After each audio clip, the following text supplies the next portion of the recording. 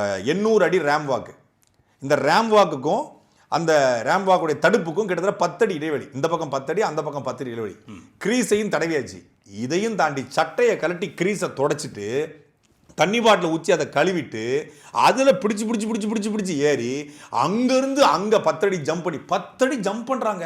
இவனெல்லாம் உண்மையிலே வந்து ஒலிம்பிக் அனுப்பிச்சோம்னா இந்தியாவுக்கு மிகப்பெரிய மெடல் கிடைக்கும் போது இருக்கு. இந்த தாவைக்க தொண்டர்களை 10 அடி ஜம்ப் பண்ணி 20-30 பவுன்சரு டே பவுன்சர்ஸா பரம்பரை ரசிகரா பாத்துரும்டா அவ ஒரு கை அப்படின்னு இறங்கி ஓடுறான்.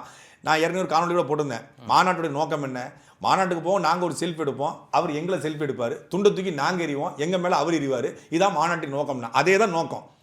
அவர் ரேம் பார்க்க முடியல, 50 வரைக்கும் கிளம்பி போயிட்டான். இல்லை 10 அடி எகர்னவங்க நாங்கள் நாளைக்கு அரசியல் படுத்தப்பட்ட பின்பு உங்களை 10 அடி 20 அடி எகிரி உங்களை எல்லாம் மிஞ்சி நிற்க மாட்டாங்கன்னு என்ன நிச்சயம்? பயங்கரமாக இருக்குது இது.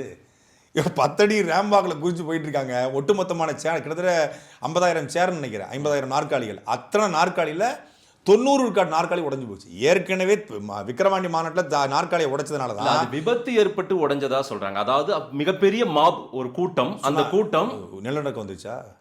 இல்லங்க, பூகம்பம் வந்துருச்சு. பெரிய கூட்டங்க. அதுல வந்து பெரிய கூட்டம் சேர உடைப்பீங்களா? இல்ல அது ஏதோ திட்டமிட்டு சேர உடைச்சதா நீங்க சொல்றீங்களே. எங்க அவன் போதையில இருக்காங்க, முழுக்க போதையில இருக்கிறான். நீங்க காலையில அந்த மாநாட்டத்தில் சுற்றி 12 டாஸ்மாக மூடிட்டாங்க. 11 to 11 பாறையும் மூடிட்டாங்க. திமுக அரசு அவன் குடிச்சு ரகலை பண்ணுவான்னு தெரிஞ்சே மூடிருக்கு. மாவட்ட ஆட்சியர் தலைமையில மூடிருக்காங்க. ஆனாலும் அவன் ஆவியூர் மதுக்கடை, விருதுநகர் மதுக்கடை, மேலூர் இருக்கிற மதுக்கடை அப்படின்னு சுற்றி இருக்கிற எல்லா டாஸ்மாகளையும் போந்து காலையிலேருந்து எல்லா ஊடகங்களும் காட்டி நீங்க பார்க்கலையா? மாநாட்டு திடலே வச்சு குடிக்கிறான். உன் கட்சியினுடைய கொள்கை கோட்பாடு என்னப்போ?